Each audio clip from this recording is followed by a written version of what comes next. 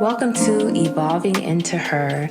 I'm Ashley Hope, and this is your weekly check-in to get out of your head, into your body, and back into alignment with the version of you who's already living the vision. So grab your favorite cup of tea, settle in, and let's get into the show.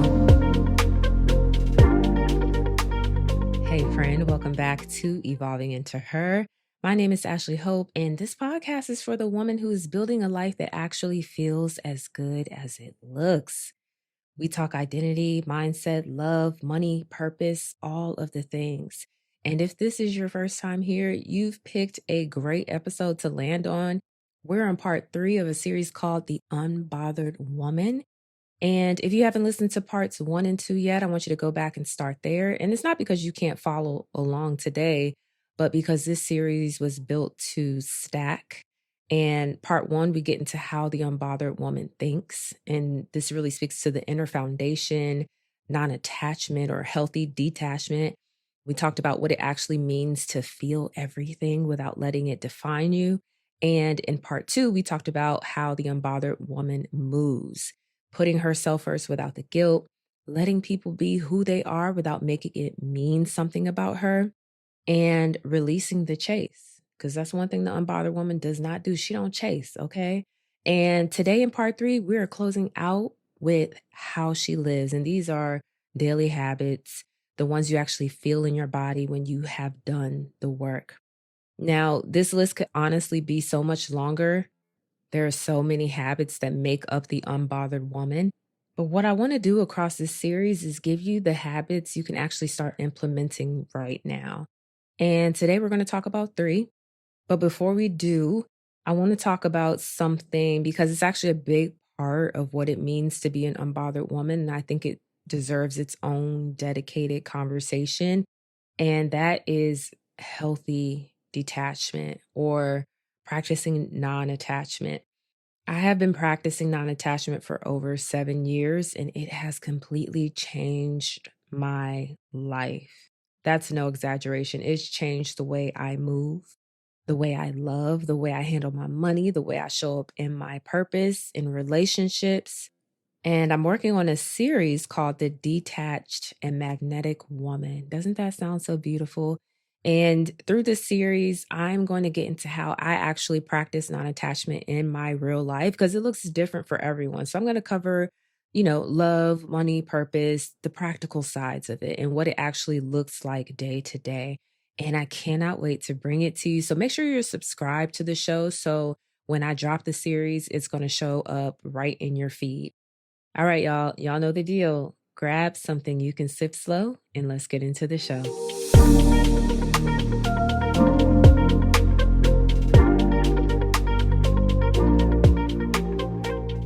Oh yeah, before we get into it, in case you missed it, episode 1 of the Refill podcast dropped last week. That is my other podcast that I co-host with one of my best friends, Sean. And y'all, it was such a good key. We were laughing. We were dropping gems. It was exactly what we said it was going to be. If you have not listened yet, here's a little snippet so you know exactly what you're getting yourself into. If the Holy Spirit can't do it through you and it was what God put on your heart, he going to use somebody else to do it. And you're going to be mad because somebody who's probably less qualified, who isn't as smart as you, they're over here prospering just because they were obedient. Like, baby, you got to have that dog in you. Yeah. When God says move, move. Some of y'all are blocking y'all blessings because you don't move. Friend, I hope you enjoyed that snippet. If you want to hear the full episode, the link to the refill is in the show notes. Go listen, please subscribe. You are going to love it over there. Okay, so let's get into today's topic. So habit number 1 of how the unbothered woman lives. She stays the same whether she's in a season of abundance or a season of loss. And I know this. I have lived this. I have experienced this personally. If you've been following me for any amount of time, I've been very open about my story because it's my testimony and I give all praises to the Most High. But I've experienced having 6 figures cash in the bank and living paycheck to paycheck, living off of payday loans, having negative account balances. And in both seasons, I knew who I was. In both seasons, I knew whose I was. In both seasons, I knew that God was still good. In both seasons, I knew that I was worthy, that I was deserving, that my circumstances didn't define who I am. And I just really want you to sit with this for a second because I think it's more radical than it sounds. Because most of us have been conditioned to let our circumstances narrate our identity. When things are good, we feel good about ourselves. We feel worthy. We feel like we're on the right track, like we're doing things right. We feel like the version of ourselves we've been working towards. And then when things fall apart or we have tough seasons or, things slow down a little bit, we start questioning everything. We start wondering if we were ever really that woman to begin with. And I have watched women completely lose themselves in a hard season. And it's because they built their sense of self, their identity on top of the results, on top of the achievements, on top of the outcomes, right? So when the results start shifting, they didn't really have anything solid underneath them. The foundation was shaky. And I've also watched women go through devastating seasons and come out still themselves, still rooted in who they are and who they be. And it wasn't because, they couldn't feel pain and nothing hurt. Like it was probably a very painful season, a very uncomfortable season, a very disorienting season. But they knew that seasons pass. They have to. No season is permanent.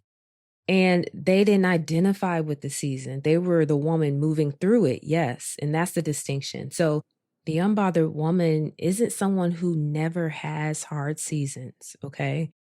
Instead, she's someone whose identity doesn't live inside the season that she's currently in. Does that make sense? So she does not become her bank account. She does not become her relationship status. Hello, somebody. She does not become her business metrics. Those things matter, yes, but they are not her. They're a part of her ecosystem, yes, but they're not the nucleus. They're not the foundation. And here's the thing. Nobody is really thinking about fortifying their identity when life is good. Why would you? Everything is working. Things are going exactly how you planned. Life is good. But the season where everything is working is exactly when you need to build that foundation. Because, baby, when the storm comes, and it always comes, life is always going to life. I always tell y'all, none of us are exempt from adversity. And when that storm comes, sis, you're going to want something solid underneath you. You're going to want a strong foundation. And the time to build that foundation is before you need it. Trust me. Don't be out here trying to build it during the storm. It's going to be that much harder. Look out for your future self. Do the work now. So here's a question I want you to sit with. Strip away everything you have going for you right now. The progress, the money, the things that are finally clicking, the life that's starting to look like what you prayed for. If everything you've built and celebrated up to this point were gone tomorrow, just the results, just the accomplishments, the achievements, what you've built. So I'm not saying you're going to be gone tomorrow, girl. I'm saying the results, what you've built. If that were all gone tomorrow, would you still know who you are? Would she still be intact? That is the question I want you to sit with. And the second habit of an unbothered woman. Hey friends, sorry for interrupting this episode, but real quick, I had to pop in because I need a favor. If you've been listening to this podcast and you love the content and you have not left a rating yet, listen, I get it. I do the same thing. We listen, we love it, and we mean to leave the rating, and then life just happens, right? No judgment at all. But if this show has poured into you in any kind of way, please pause right now, literally pause, and tap the 5 stars on Apple Podcasts and or Spotify, both if you really love me. This podcast has thousands of listeners who come back every single week, which means you guys clearly love what we're building over here.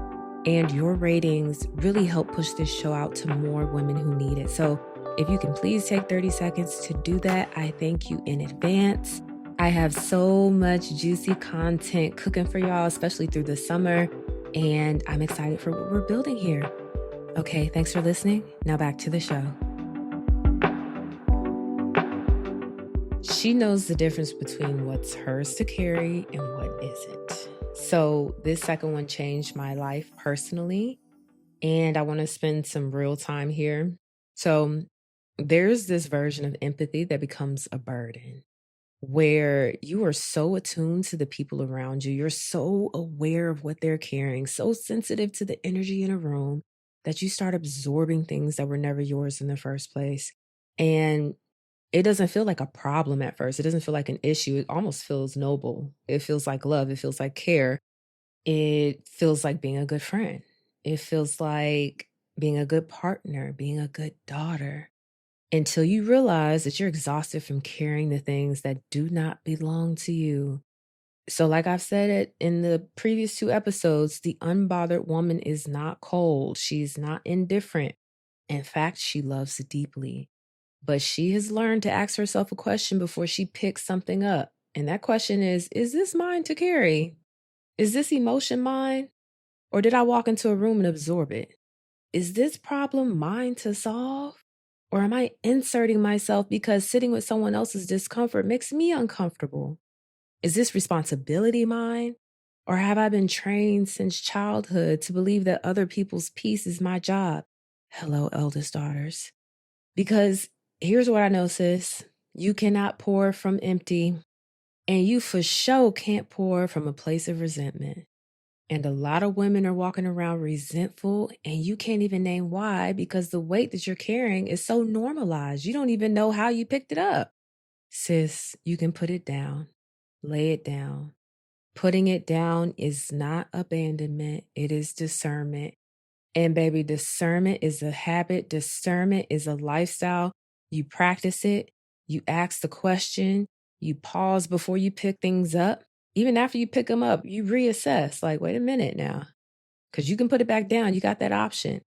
You give people back their own experiences, their own emotions, their own journeys with love. And you choose to walk light, to pack light. And habit number 3 of the unbothered woman, how she lives. She doesn't just talk about being at peace, she just is. And this is the one I really want you to leave with. We are living in a time where peace has become an aesthetic, where women post about protecting their energy and then spend the next hour in drama, okay? Where the language of inner work is everywhere and the actual inner work is being skipped. And listen, I'm not judging it. I've been there. I have used the language before I had the embodiment. Like, that is actually how it works sometimes. Like, you speak it before you feel it. That's fine. But at some point, baby, the talking has to become the living. Okay? The unbothered woman does not need to announce her piece. You feel it. You feel it when you're in the room with her. There's a steadiness to her. And this isn't distance. It's not coldness. It's really this groundedness that doesn't need to be explained or performed or posted. The unbothered woman does not get destabilized by other people's chaos.